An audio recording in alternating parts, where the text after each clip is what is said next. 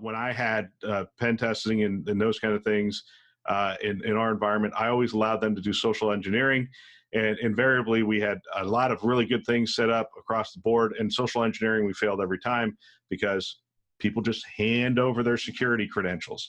So talk to us about how Zero Trust addresses identity and the as the perimeter for securing individuals accessing your environment.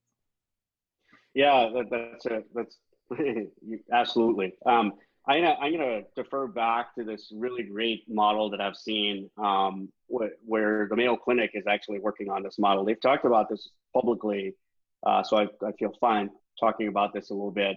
But essentially, what they're doing is that they don't call it the Zero Trust framework, but it is the Zero Trust framework, and they're working towards this across their entire enterprise. So they have like this list of things, right? People is one of those things. Then there's, end user devices, there's medical devices, there's all sorts of other stuff on the server, store, et cetera. There's all these things which are essentially assets or sources, right? And what they're doing is that they're putting together this entire framework that includes identity access management, IAM, a very robust PKI process to make sure that systems are authoritatively allowed or disallowed on the network and on the environment, from onboarding to offboarding, the entire life cycle of those systems.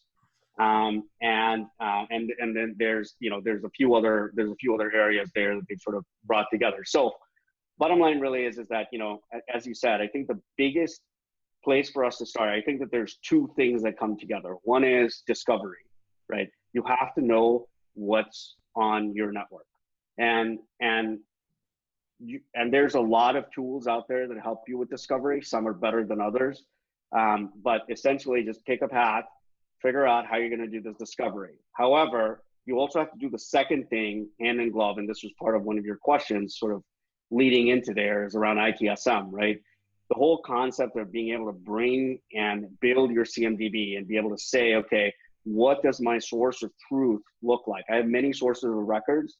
I need to be able to build a source of truth, and it cannot be static. It's just like your network. It's a living, breathing thing. So you need to keep it reconciled. You need to be able to say, here are all my CIs, here are the attributes for each of these CIs. And every time something changes in my environment, I have some process. So I might have a holding tank to say, oh, look, I've noticed some differences based on my CMDB. What's going on? Then I have a process to go reconcile it and say, okay, these things were added. It's the whole old IMAC process, right? And you say, okay, I have been able to find these things. I've added them. Some have been moved, some of them removed, some of them changed, whatever, and then reconcile your CMDB on an ongoing fashion. And where those two come together is the ongoing discovery of what's on my network, which is the authoritative sort of without any question as to what is on my network, and your CMDB, sort of bring in both of these things together to help you be able to build out now a Zero Trust framework. To even know where to start, like how do you build these containers and what belongs in each of these